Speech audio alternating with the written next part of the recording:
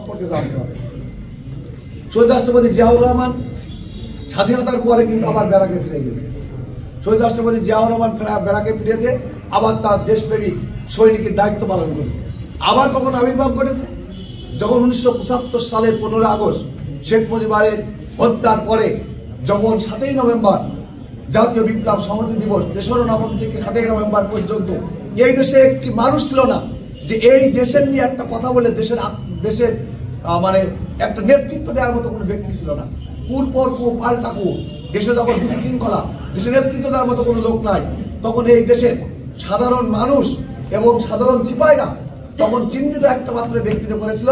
শহীদ রাষ্ট্রপতি জিয়াউর রহমান কারাগারে সামরিক বাহিনীর ভিতরে কারাবন্দী রাখার পরেও তারা কারামুক্ত করে শহীদ রাষ্ট্রপতি জিয়াউর রহমান সেদিনকে ক্যান্টনমেন্ট থেকে বাইরে বের করে নিয়ে আসে।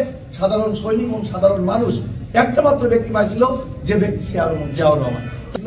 এই নেতৃত্বহীন বাংলাদেশের নেতৃত্ব দিয়েছিল শহীদ রাষ্ট্রপতি জিয়া। 7ই নভেম্বর পর রাষ্ট্র ক্ষমতায় এসে শহীদ রাষ্ট্রপতি জিয়াউর রহমান পট পরিবর্তন করে লাগামহীন বেসামাল ছিল, মানুষের জীবনের কোনো নিরাপত্তা ছিল না, আইনের কোনো শাসন ছিল না।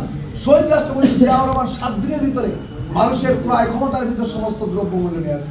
শহীদ রাষ্ট্রপতি জিয়াউর রহমান আইনের শাসন প্রতিষ্ঠা করেছে। খুন, গুম, রাজধানী, হয়রানি, রাজধানী, দখলদারিত্ব আওয়ামী লীগ সয়লাভ করে দিত। 7 দিনের ভিতর শহীদ রাষ্ট্রপতি জিয়াউর রহমান সেদিন দেশ কন্ট্রোল করে ফেলেছে।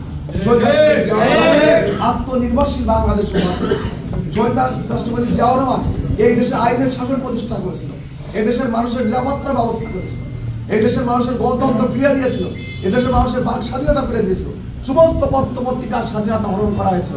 শহীদ রাষ্ট্রপতি জিয়াউর রহমান উন্মুক্ত স্বাধীনভাবে সাংবাদিকদের লেখার ব্যবস্থা করেছিল, সমস্ত পত্র পত্রিকার স্বাধীনতা ফিরে দিয়েছিল। শহীদ রাষ্ট্রপতি জীবনী বলা মানে অনেক সময় লাগবে। সর্বোপরি একটা কথাই বলতে চাই, সময় কম, নামাজের সময় চলে যাচ্ছে, আমাদের শুল্কর মেহমানরা আসছে, শুধু এক অল্প কথাই বলতে চাই।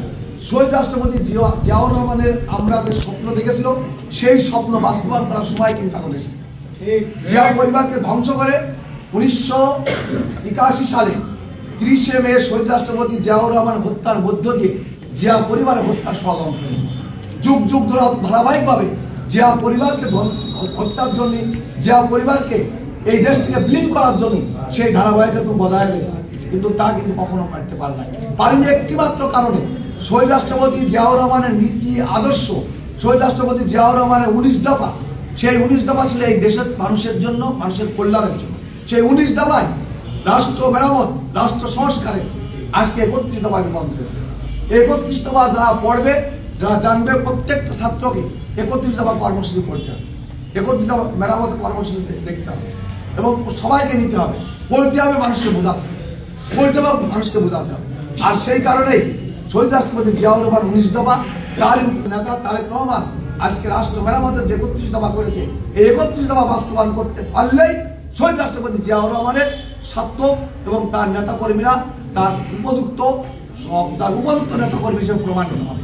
এই জন্য আজকে সেই সুযোগ এসে, সেই সুযোগ কাজে লাগাতে হলে তোমাদেরকে আগে মানে নিজেদেরকে সংগঠিত করে আগামী সংসদ নির্বাচনে এবং আগামী দেশ গঠনে তোমাদেরকে ভূমিকা রাখতে হবে।